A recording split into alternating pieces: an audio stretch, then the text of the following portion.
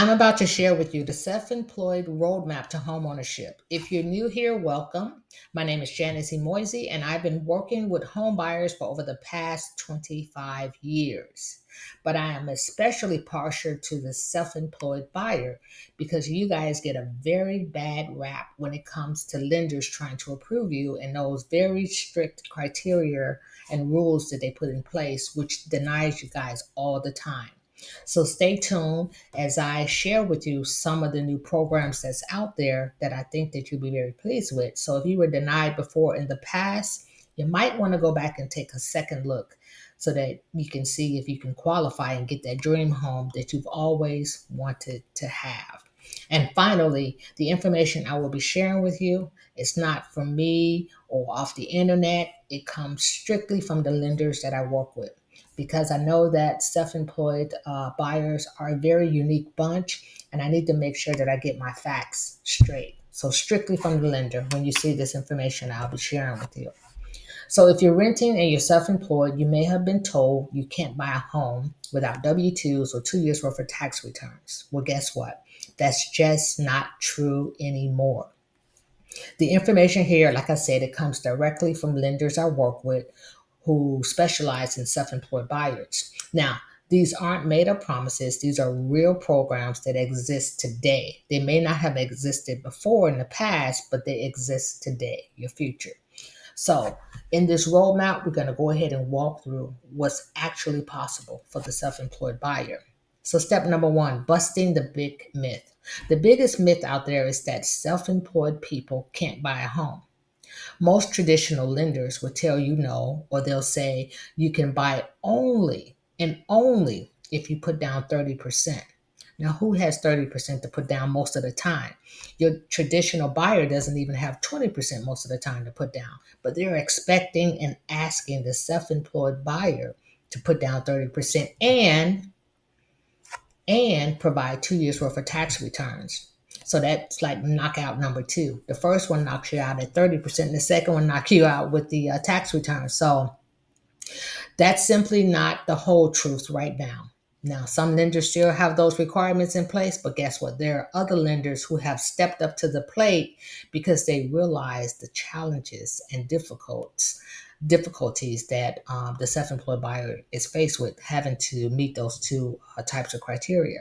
So you can qualify now with alternative documents like a profit and loss statement or a bank statement, and the down payment required isn't 30%. You want to guess how much it is? It can be as low as 3.5%. Thought I heard some shouting. Yes, you heard me right. It can be as low as 3.5%. And best of all, there are no income limits. Yes. So, yay in the gallery to those of you who are listening far back.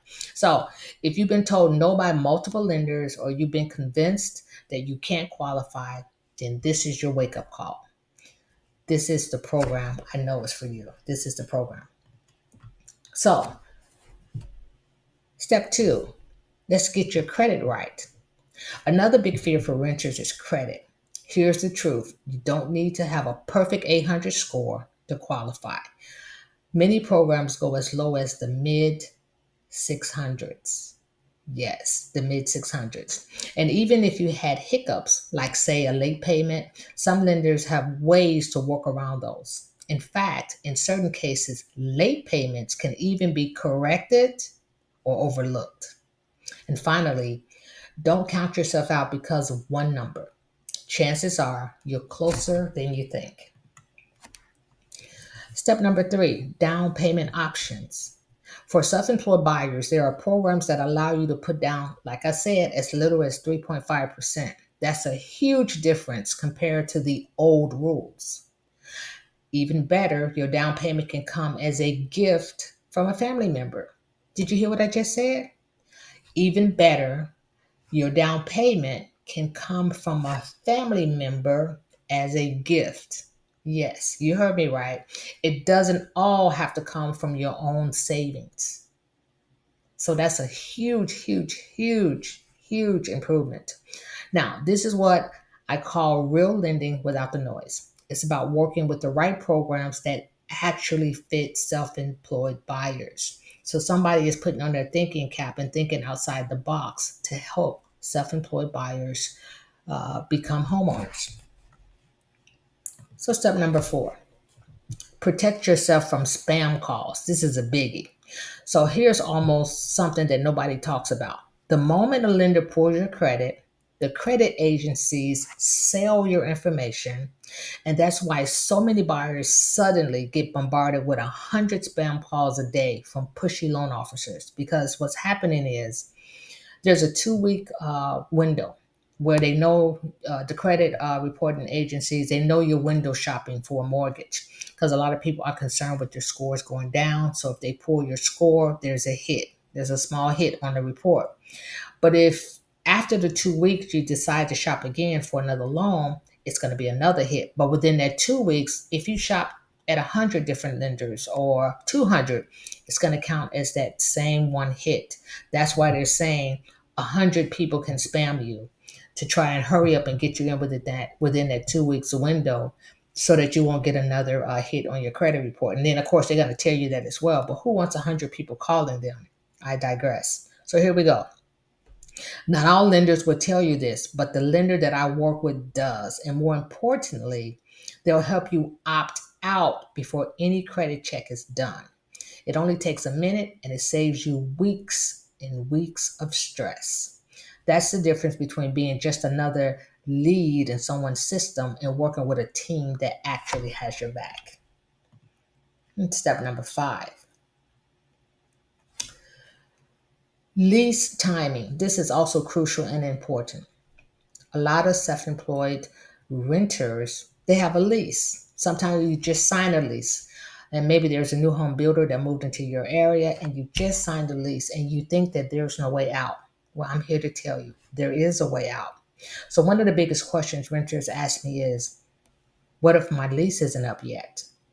And here's the good news. No matter where you are in your lease, there's a path forward. If your lease is almost up, we can line everything up so that your move is smooth when you transition from the old place into the new place, and it all happens at the same time. And this is how we're going to do it. If you still have a few moments left, if you still have a few months left, we can use that time to get you fully prepared so you're ready the moment your lease ends. And what do I mean by that? Depending on when your lease is up. So let's say you just signed a lease and you have another 11 months to go on your lease.